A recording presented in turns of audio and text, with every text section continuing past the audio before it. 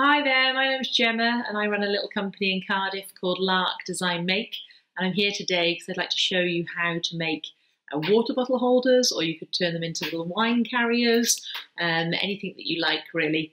And it's a really good use of scrap materials, ends that you might have at home.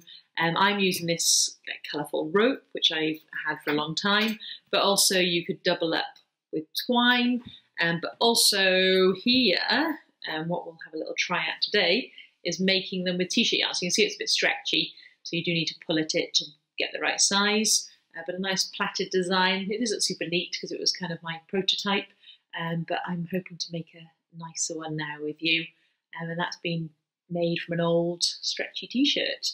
So if I'm just going to tilt you down and we'll have a little go at making one right now, okay? So this is a really old half fallen apart t-shirt that's been used for painting and decorating. As you can see, I think it's had a good life. And then what I'm going to do is from the edge here, I'm going to fold it in once, making sure it's really flat, and twice.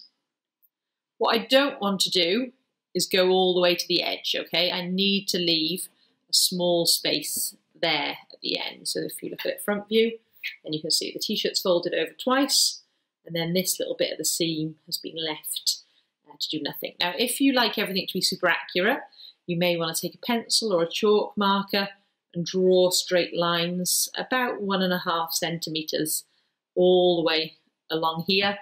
I'm a little bit of a risk taker, so I'm just going to go for it. But I am using good quality fabric scissors, and I would recommend that because it is quite a lot of layers of fabric I'm cutting through to do this. So if you didn't have such good scissors, you could just fold it twice, but you still need to keep to this rule that you don't cut through that section there. So that's all I'm doing, is I'm going from the bottom to the top, and I'm stopping short of the end. I must go through this fold here, but not to the final fold. So I've got to go quite slowly at the end just to make sure. So I'll just do 3 or 4 for now, and then I can do the rest afterwards. And then I'm going to show you how I turn this into t-shirt yarn. It's lovely and soft because it's made from cotton, which is good. And one more for luck. And then the bottle holders are great for the summer, really handy. I mean, you can go bag free, and you can just carry your water. Maybe have your other things in your pocket, and they also look quite nice as well. So there we go. So I've got my 4 pieces, and then if I put this flat, 1 second, so it kind of, I've opened him up, so I've got the 2 cuts. That's the bottom part, and that's the top.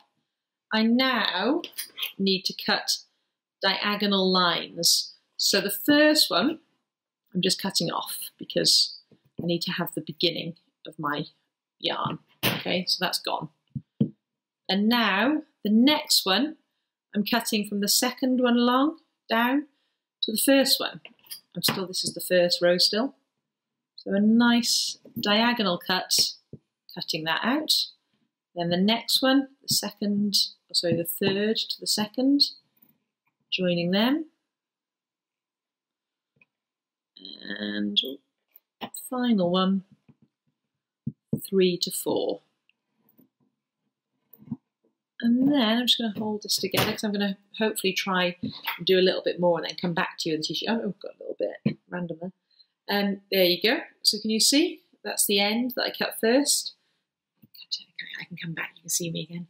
And then it just keeps going like that. Unfortunately, it won't spiral like you do with if you do like buy t-shirt yarn, which can be a little bit nicer. But anyway, desperate times, we're making it ourselves. So I've got quite a long length here. I'm going to make a little bit more, and then I'll show you how to turn it into a bottle holder. I'll see you in a moment. Okay, so we have our long pieces of t-shirt yarn, and the length they all need to be is approximately from the floor up to your shoulder, and then back down to the floor again. And I think from a guesstimate, looking at it, it's about 2.5 meters. Now I've actually decided, since making my t-shirt yarn, which is all blue, is that will be quite hard to see in this video. Excuse me. So I'm going to do it with rope, okay? Because I have different colours of rope, and that will be easier for you to see exactly what I'm doing. So let me just put that away a sec. All right, so the fancy contraption I have here is a bottle that's upside down, and I've actually got it on a clothes rail that I've taken the top off.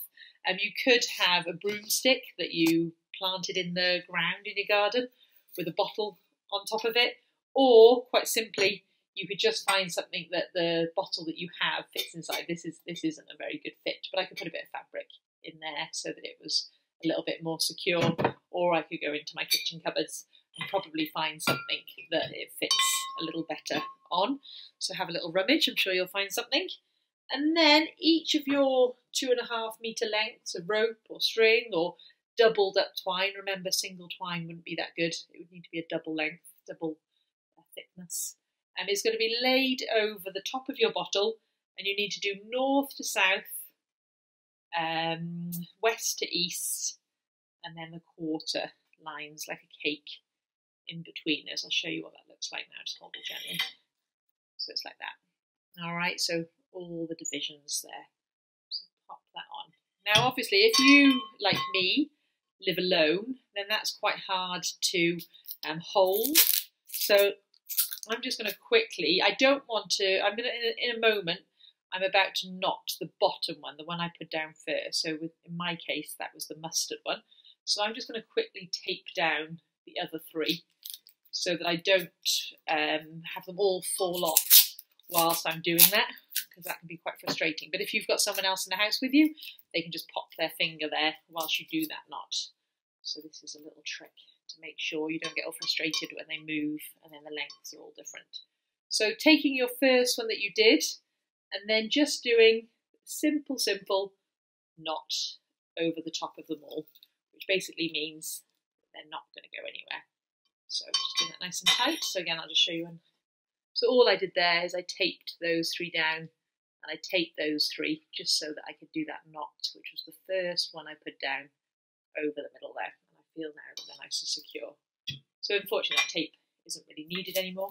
Although what I sometimes do is pop that tape across the body of the work there, across the knot, because it is also a little bit annoying if it jiggles about a bit, so it's not totally wasted.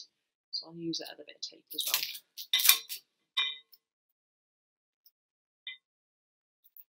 So,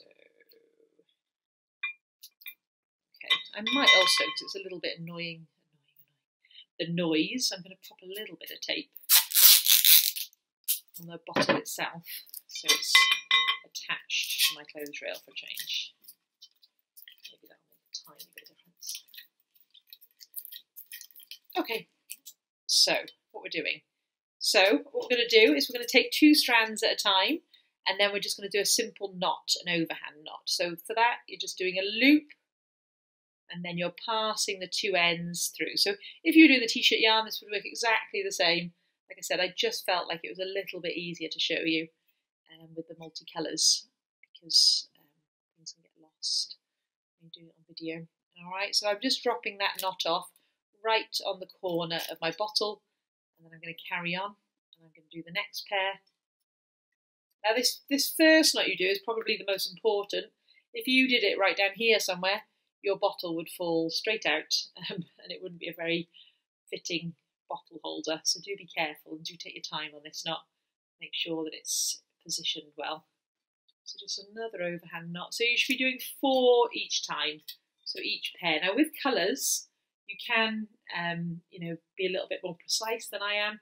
Make sure that everything's in coordinated order, and then the design kind of zigzags through, which is quite nice as well. So I'll try and start that now. So I'm going to take a blue and a yellow, and I'm going to do exactly the same. So an overhand knot, so a loop, grab the loop, and then pass the ends through. Now, if like this, I've in the totally wrong position, to move its position, just gently ease it to where you want it to be, and then close it up. So again, not leaving too much space here. You wouldn't want anything the size of the bottle, or again, it could also fall through here. my other colour pairing, I'm going to have this pink and yellow, doing a loop, and passing it through, like so. And that's basically what you do for 6 rows. Bear with me, I have to get the one off the floor. So can you see, that was the top knot that we did. Those are the first 4 that I showed you. I'm currently on that row. And then I'm just going to carry on. This is 1, 2, 3, 4, 5, 6, 7, 8 I got to. Quite a long bottle. But again, you can keep testing it and just seeing how big it is. It will stretch a tiny bit to make sure it fits your bottle. And then I'm just going to skip actually to, I think you probably know how to do that now, all the way down, is how to do a 4-strand braid. So when you get to the end, I insert a braid. Now if you don't know how to do a 4-strand braid, or you don't want to know, then what you could do is you can cheat, have 3 strands and just put 2 in one of the plaits there. So rather than doing anything fancy, my pink and my yellow are together, so I'm going those 2, white in, blue in, pink and yellow in. I'm just plaiting like a regular plait. Anyway, I want to teach you something new, so I'm hoping you'll come along for the ride.